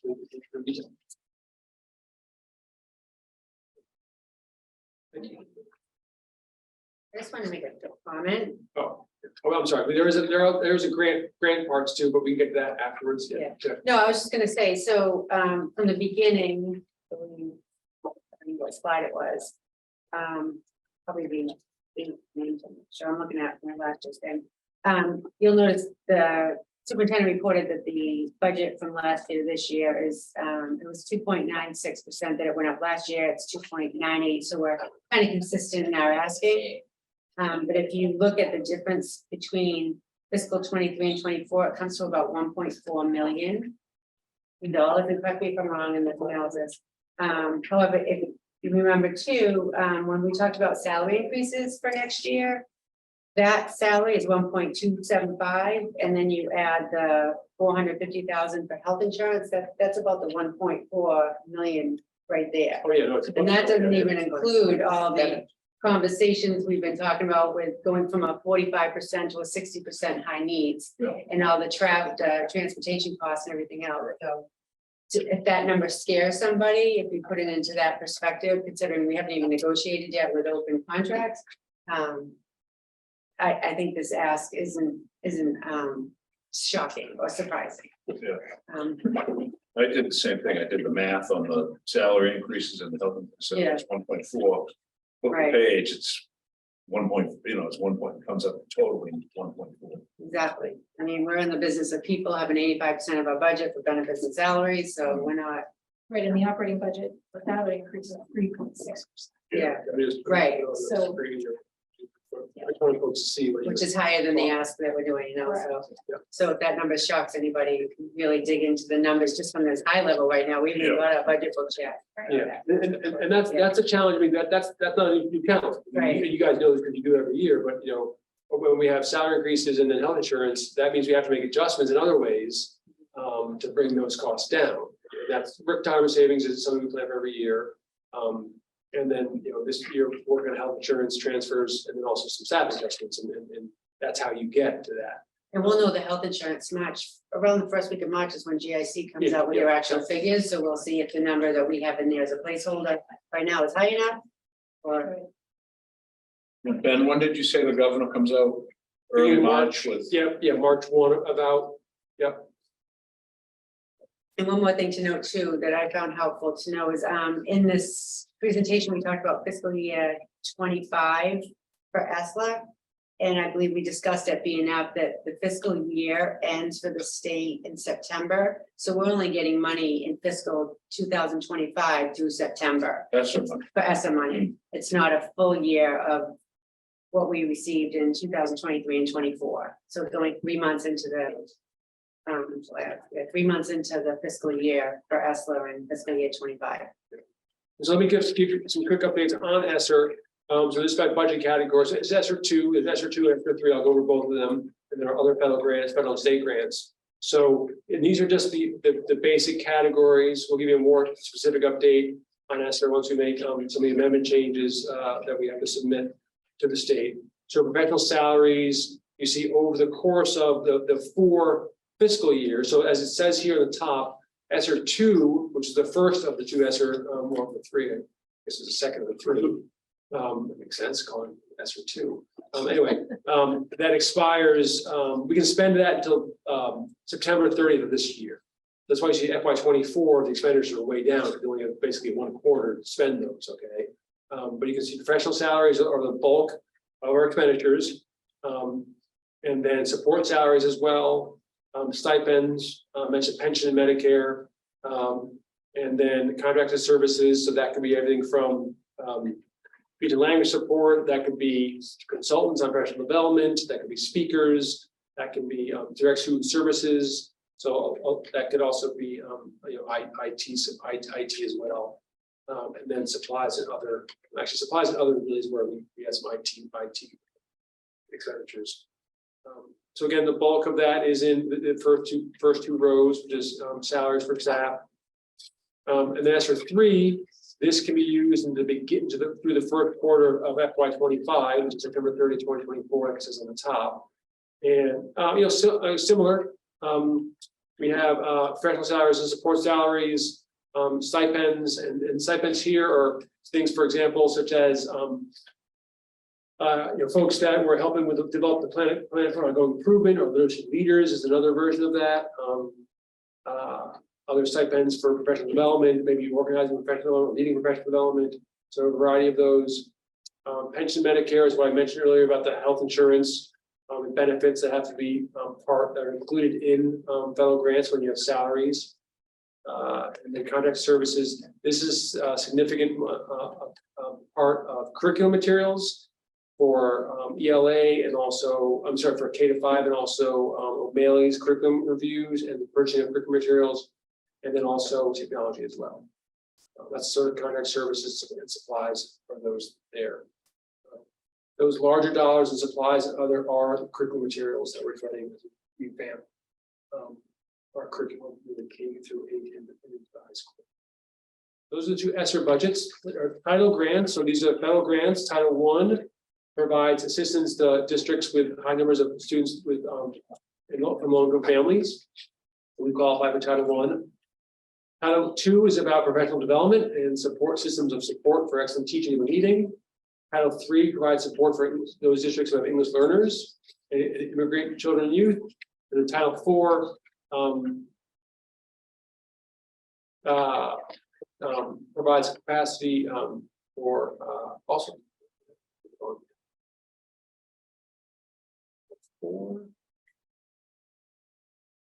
I'm blanking on Title IV. Gary, can you help me with Title IV?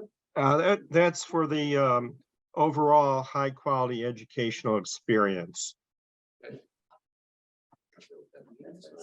Yeah, that's right. You just read it. What that means, I can't remember. I'm sorry about that. Hey, Pascal's not here tonight. So the title grants, you see same categories. Title I, largely on professional salaries. So we have staff who support students with from low-income families, and that's a lot of intervention supports. It could be instructional supports, teachers, sort of thing. Title II, which is professional development. So that's again stipends or support salaries for professional development programs or curriculum or planning. That can be to our staff, but also to folks who come in to organize or help us organize or present. Title III for English learners, you can see that these are Title III and Title IV are much smaller grants. We should hope to see Title III grow over time, but it hasn't grown much at this point. So my notes for Title IV, Yeah. says it helps students feel safe and supportive, positive behavior, Safe and supportive support, students, right? and a little bit of technology. Yeah, safe. What Amy reported at. Great. I mean, Thank you, Melissa. That's very helpful. I don't remember that. And then other grants, there's some of the larger ones we have. Individual disability grants. This is I'll talk about that in a moment. This is really the federal grant that supports students with special needs, students with disabilities. Improving ventilation and air quality. It's a specific state grant we applied for. Mass grad promising practices. This is to help dropout prevention and meet the needs of students who are at risk of dropping out. The SEL behavioral mental health. So the Department of Education, the State Department of Education has had competitive grants to support SEL behavioral mental health, especially related to the pandemic, because of the pandemic. Look at the numbers here. The HVAC, that's for the rooftop units for the Beeman and Plum Cove modulars. So that those will be installed this coming summer. That also includes some dollars to help support the help improve ventilation at the middle school Kitchen. kitchen. Thank you. IDEA. So this is significantly large grant, almost $1 million annual grant we get that Katie Provo manages, and it's a combination of professional salaries for education teachers, paraprofessionals, also speech and language, contract services you see there. That's speech and language. That's occupational therapy, and other areas. Supplies may be curriculum materials, also could be technology materials or software.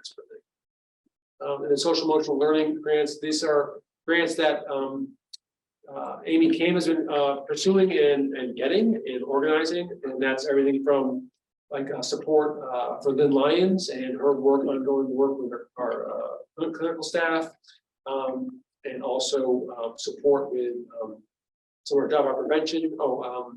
Mass grad is dropout prevention. That's helping us with the Raise and Uni program. That's that mass grad. Just to give you a sense of, these are additional dollars that we depend on, rely on, and are able to utilize to provide lots of service and support to our students across a whole lot of, and also staff as well, because a lot of this is also professional development, as well as salaries. Do we have any idea the difference between, these are grants that we get every year, it's not new money, it's like you said, money we depend on. So like HVAC is that's a sort of one time, SEL comes and goes, but IDEA bigger grants. Yeah, and then these ones, the title ones, yeah, I'd be curious to know at next BNF meeting, like what the percentage difference is from last year to this year. yeah, I yeah. mean, taking into effect the state has now come out with, we have a 6.1% inflation rate. Be interesting to see it, the grants that have. Yeah, Gary and I talked about that and we were thinking about putting it in this presentation. They're not that significant over the past number of years, but we'll get it, yeah. It'd be interesting. to So just right see. now, what I hope is that Gary's writing that down. I remind You will remember because I will. Yeah, I'm writing that down. Thank you, Gary. But what Ben said is correct. They're not significant increases year to year. But again, they're entitlements that we do count on each and every year. Thank you. All right, that is the full budget presentation for tonight.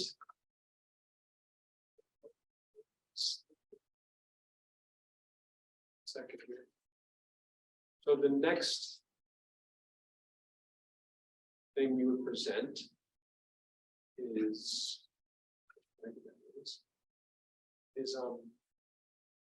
the calendar. Questions on the budget line that changed.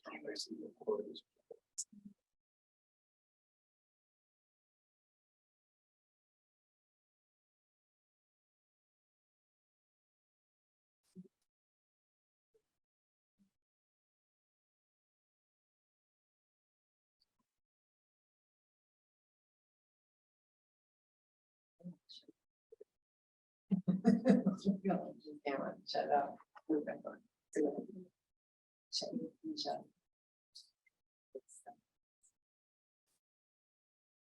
Okay, so next is the school calendars. So we're hoping tonight that you will vote on and approve the school calendars the next 2 school years. We're doing it for 2 school years to give everyone lots of heads up on when they should be in school and don't need to be in school. So they can plan accordingly. And what's slide shot? So the paper version is in your packets. And if necessary, I can show the larger version on the I'll show the larger version and we can zoom in on it in a moment, but let me just go over the changes that have been made since we last met. I got input from you, input from GTA, and then also input from the principals. And also input from the city clerk, Duencinos. Very helpful.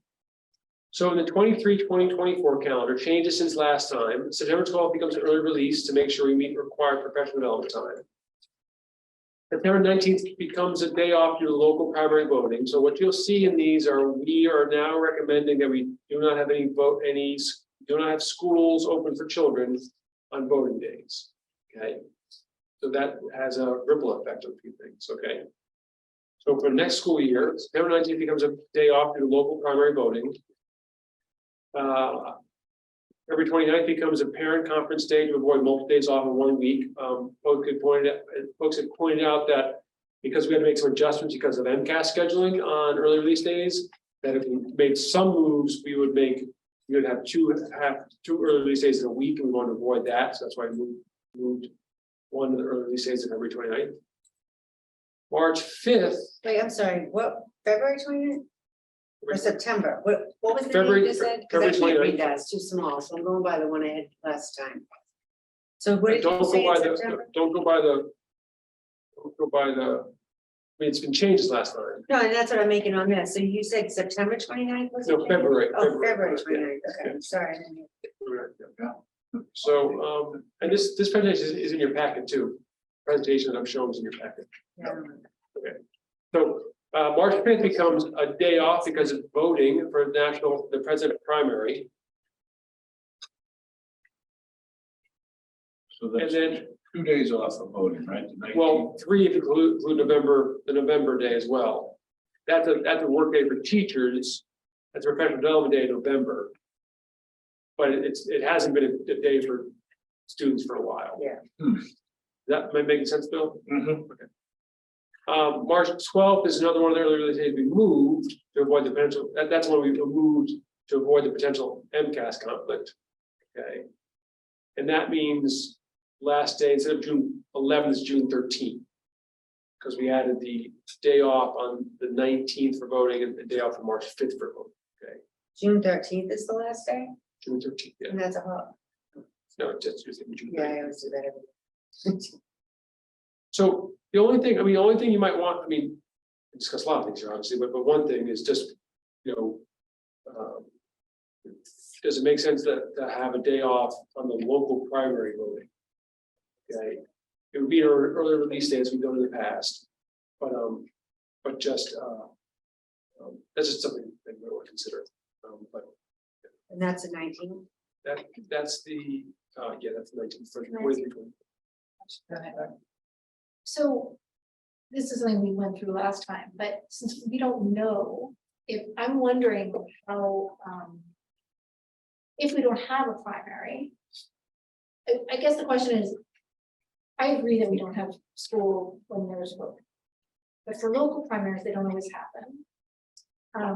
And so I'm wondering, if you have a sense from Joanne's, how early we know that, and if, given all the contracts and everything else, if we're able to change that, if we know there's no primary then, local primary.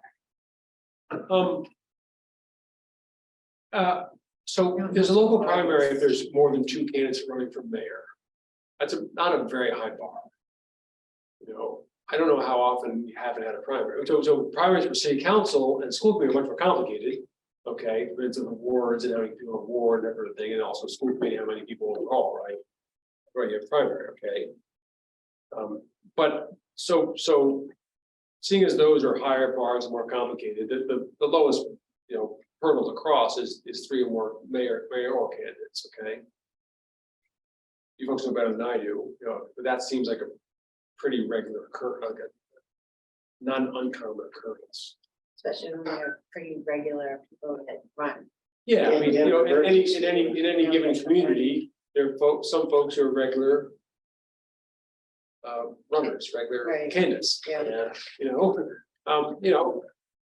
So that's pretty low bar. If you were going to sort of have that TBD, it's better to have it a day on school and then cancel it, as opposed to have it a day that's not a school day and then add it in. Because people will be making plans starting like the next 2 weeks for any days off, right? Well, and it's also, you would be scheduling professional development.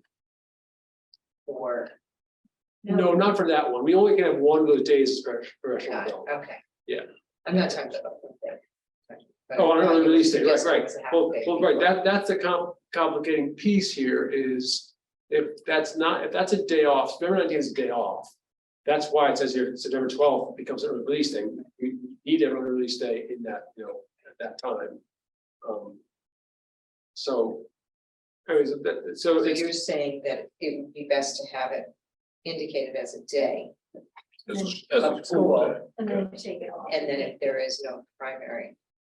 If there is a primary, take If there it is a primary, we change the day and So- add it to the end of the school. In August is when you know there's a primary, right? Because that's when you have to turn your papers in. Yeah.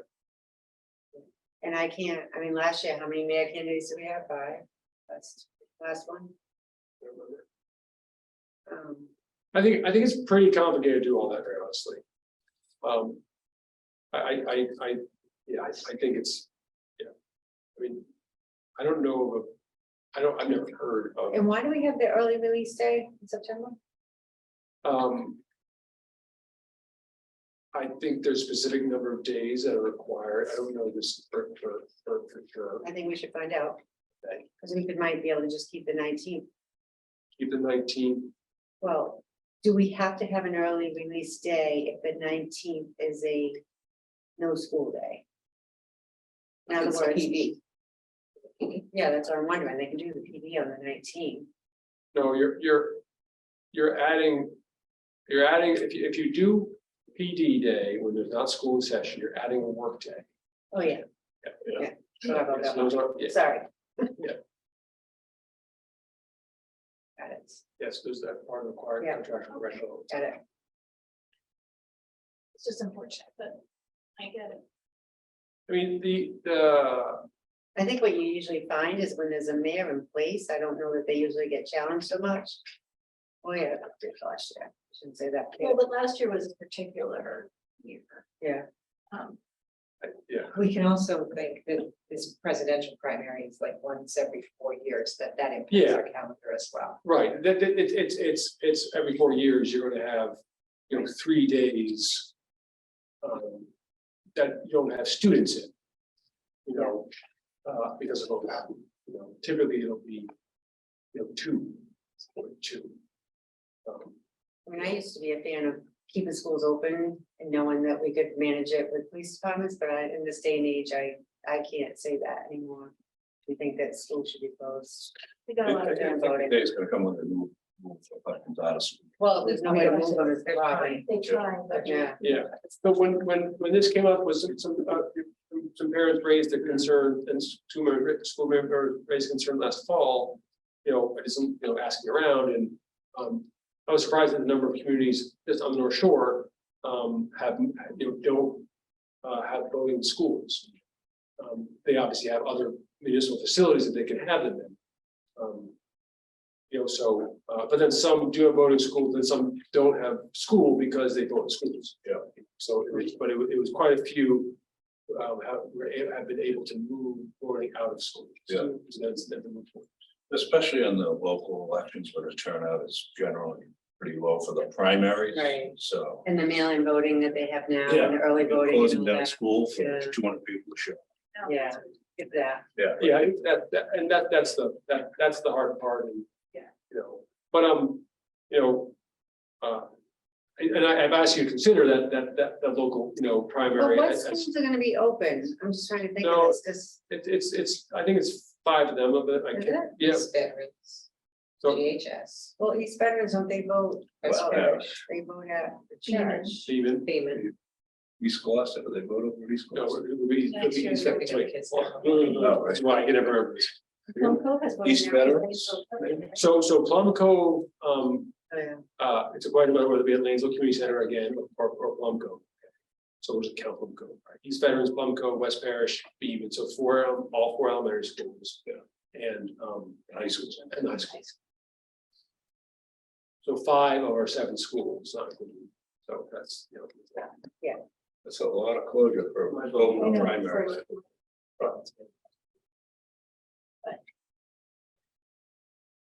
Oh, maybe that's something we take up at a different, So another time. why do we have voting in schools? Please. Is that something? Well, they have, it's my understanding there has to be a place in each ward for accessibility, and where else is, the buildings, right? Because we're, we're with 90% East Gloucester residential. School closing down, there's no public facility Yeah. to vote in, I'm not gonna, In the area. in that, Ward one. in Ward 1. Yeah. So you can have it in an adjacent ward, Ward 2, therefore it's okay for Ward 1 to vote at East Veteran School. But there's no facility. Yeah, West Gloucester too. I don't think of anything in that area. Well, we got You got Magnolia. Magnolia Right, Library, but we already vote there. right? Right, so if you took But away West Parish. consolidating it there would probably not be. I don't know. I mean, last time I voted there, it wasn't a lot of people. Yeah. So, all that, and June 13th is which is a great, without many snow days, that's a nice dismissal day, and a school day. But we're going to 2025. Now, because of collective bargaining agreements, in the school committee and the GTA, in 24-25, we're starting after Labor Day. And then we're anticipating September 17th becoming a day off due to the potential for local primary voting that year, this fall 2024. No, it's no local,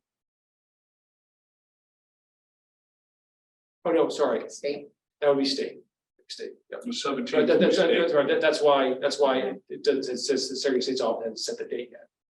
So, That's usually Tuesday. yeah, usually that would be that Tuesday. So we're anticipating that might have to change, but we're 2 years out, that's okay. October 1st, then would be the first early release day, professional for required professional development time. And then we did from the first draft we gave you, we just adjusted some of the early release days because of MCAS. Okay, That was in March. it was the March ones were adjusted because of MCAS. We want to avoid MCAS at the high school. And then the last day of school becomes June 18th. It was June 17th before in the first draft, we added the day off. For the statewide primary in September, so now you're at June 18th. Basically, that's not taking any weather-related days, snow days, and Right. Boy, We avoid June 19th, which is. That's a late year. no, so that's When it not goes into good. Fiesta, that's when you know it's big, because that's the rule in the city, you can't go into Fiesta, that's the last week. It's not good. One year they If did. there's any snow day whatsoever, you're now talking, then there's a holiday, and then there's a Friday, and then, you know, Starting school again. I don't know what you'd suggest because. I They're know. starting later because of Labor Day, so. Right, just, it's just. no, just the way I'm just pointing out, Oh, yeah, yeah. the momentum of learning. Because of many of these voting Mm. considerations. Yeah. Makes it hard, I think, as an educator and as a Well- family to get your kid into a Yeah, good learning routine. So we're approving this, knowing there's concerns about voting in our schools on these days, but Yeah. people need to understand that we acknowledge that this does have a bearing on. It would be interesting if each time that they have a day off of voting, there's some sort of projects. Kids have to work on. Or do something on that day at home, you know what I mean, make it a learning and, yeah, homework, but make it a fun thing. You know, 2 weeks into the school, I mean, it's just a hard time, like the kids are right, starting school, it's still warm, like I just, one day. realistically, it's a hard.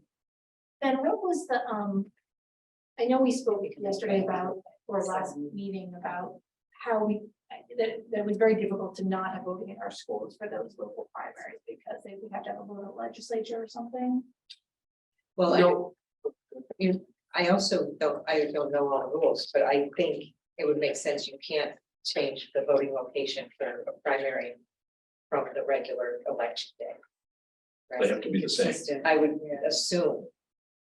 Yeah, From everything I- the exception you're talking about, I believe, Laura, is if you think about moving Ward 1, so East Gloucester, to vote at the Y. Okay, you're moving it to a location that isn't adjacent to its ward. Okay, I think that's right, and that requires special dispensation. In the way of Ward 3. I believe that's right. What you can do is domino effect, I think. Yeah, what they considered is you move Ward 1 to Ward 2, vote at East Vests. And you move Ward 2 to Ward 3 to vote at the Y. So this is just complicated to it. It doesn't make sense. Just that domino effect is just complicated, confusing everybody. Yeah. I guess, and I know this isn't so easy, I know, but we do early voting now, which is a new thing, right? We used to do early voting, and we do it all that, and we do it all at City Hall or by mail. And it's just, I know that we're between a rock and a hard place right now, but I just hope in the future there can be some change, because really for a local primary, you know, for the small number of people who vote, it's just it's a hard thing for the school year to sort of stop and start. It's just a hard thing. Yep. And I know. So one thing we could do, okay, I mean, going forward here, so a year from now, you'd be approving the 25-26 calendar. That will be a year that has another local primary. We can learn from what happened this local primary this fall and say, well, at these schools, this is how people voted, if it was 120, does that warrant closing schools for that morning essentially? Right. So I think that's one way to make it sort of based on actual data of what happens, because there are shifts in how people vote. I don't think know if those are going to stick or not, so no. Right. But then we go on some more data. I mean, to everybody's point, I missed the initial conversation, but it does kind of throw the cadence of learning off we're constantly preaching, hey, we want you, Right. we want you in school every day, There's a lot of time off, there's a lot. Yeah. Those 200 people go, what's about that day? Is there a motion? I move that we approve the school calendars for 2023-24 as presented. And I so we're gonna do them in separate motions. Second. That way, if there is a change for any dates. Any discussion? Maria, roll call vote. Ms. Weason. Yes. Chairperson Clancy. Yes. Mr. Melvin. Yes. Mr. Minio. Yes. And Ms. Prince. Yes. I make a motion that we approve the school calendar for fiscal year 24-25 as presented. So moved. Second. Oh, sorry, second, yeah, sorry. Get the whole Roll bunch. call vote, please. Ms. Weason. Yeah. Chairperson Clancy. Yes. Mr. Melvin. Yes, Mr. Minio. Yes. And Ms. Prince. Yes. Okay. All right, so so we've tried something new, moving 2 years at a time, and we'll see what happens with that second year. We're talking about those go on the website. Right. When will these be posted on the website? They can be, probably just want to make one list, check one to make sure the colors are right and the, they're really posted this week. good. I'll give families.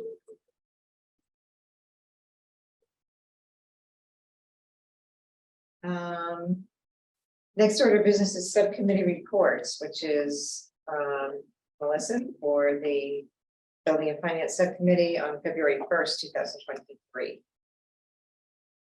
So that was the budget development meeting that we just did. So thank you, Ben, for doing my report. That's okay. Much Yeah. appreciated. Okay, And thank you to administration for a great presentation. taking care of our action. Last item of business is the East Veterans Elementary School update. The only update I would give, so it's going along and you look at it every day and see the, but we showed you a bunch of pictures last 2 weeks ago. So more to say on that, but the one different piece is that, well, first of all, they're the Blue Sharks now. Yes. Okay, Yeah. everybody knows that. They're the Blue Sharks. It's a great process with the kids involved. And then also, last night we're doing our kindergarten information nights this week at all 4 of the elementary schools.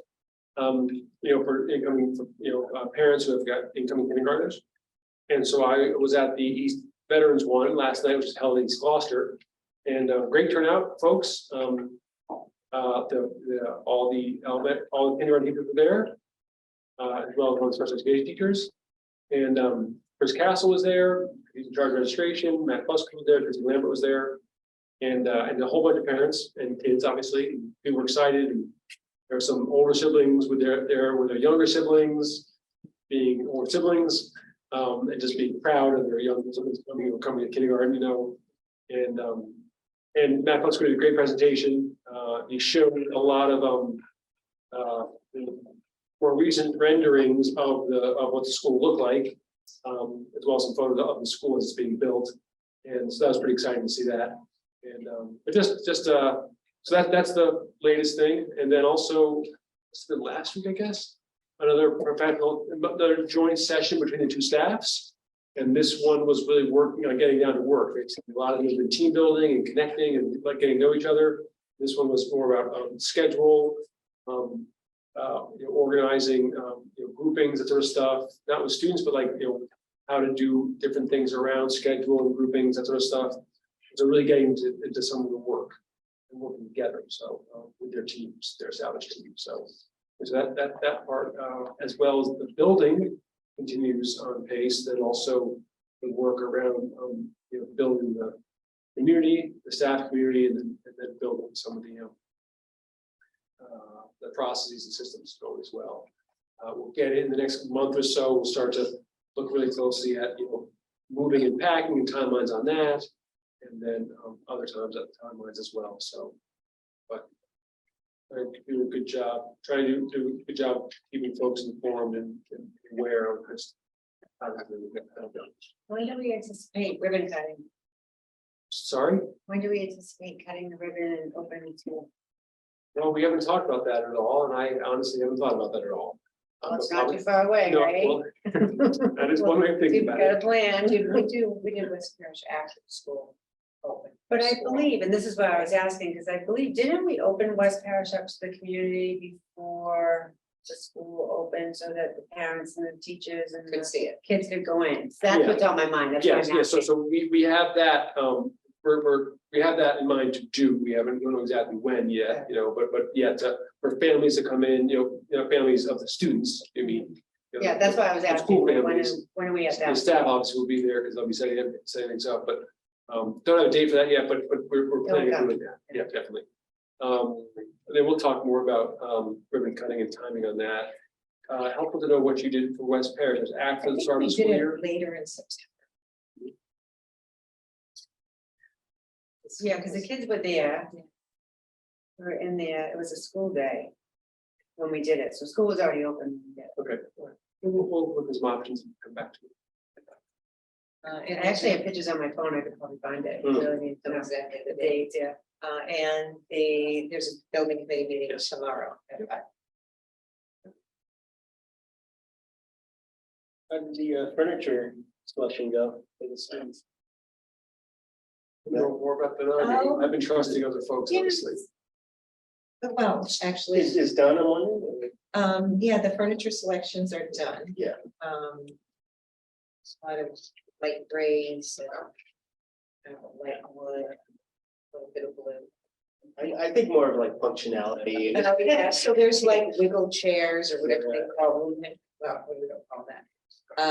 But there's different kind of functional chairs. For different students, like. Yeah, different students, different spaces. Right. One of the things that I think the elementary schools had moved towards is having more table. Mhm.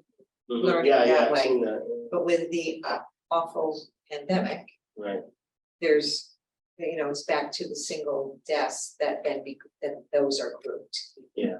So there was kind of a little bit less options for that. Mhm. But in terms of the extended learning areas, there are some choices of more like trapezoid shaped tables so that they can be in more interesting configurations, since that'll be a much more flexible space depending upon what project or the learning that's happening in there. So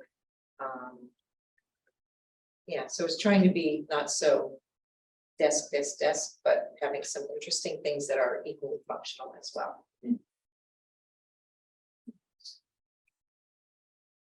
I'm excited to see it. It's excited. So you're doing very good. I want to update on this and then, I'll let you guys go home, is, we're working on, so, we identified, painting from Cape Bay Museum that we're looking to make into the mural that's in the front, entryway. It's on the harbor. It's pretty awesome. Painting, I was able to myself. Great colors. I don't know, we can show it to you next time. But that's what we're hoping to do and trying to make sure we get the rights and to do that. And then there are also 3 sort of 8x8 areas for photographs, but large photographs, 8x8, foot photographs. Look at that. But we're hoping for what our plan is because bringing the 2 school communities, two communities together, is have one of the Webster Street, or Port Porteous Hill, neighborhood. Something that sort of is emblematic of that neighborhood. Something that's emblematic of the East Gloucester neighborhood. And then another photo of like the working harbor. We can always connect the 2 neighborhoods. Of the work of the harbor. Great idea. But not the harbor out, by, Eastern Point or State Park, but more in the working harbor. Yeah. Because that really connects the 2 neighborhoods. Yeah. Now, we haven't had to, or we first went to look to see if any students had any photographs of those. That didn't come up successfully. But instead of going to professional photographers, we're going to first try to have student. So now we're asking the students to take photographs of those areas of what we want. because they don't have any, just don't happen to have any, by chance. So we're hoping to do that and working with our designer to see if that can work in terms of timeline. But we essentially commission our students, our high school students, to go out and take a bunch of photos and see which ones really are best, basically. So we're going to see if we can do that, and that would be our first choice. Prior to, actually working with a professional or someone. That's sort of underway. And one of the challenges is the seasonality we're in right Right, now, yeah. right? So I don't think anybody's really wants Right. Nothing looks great right now. round scenes. So. Yeah. So we're hoping to work it out, and just, there are obviously a few ifs there, but it'd be nice to have high school students take photos that would be there for, I guess, forever.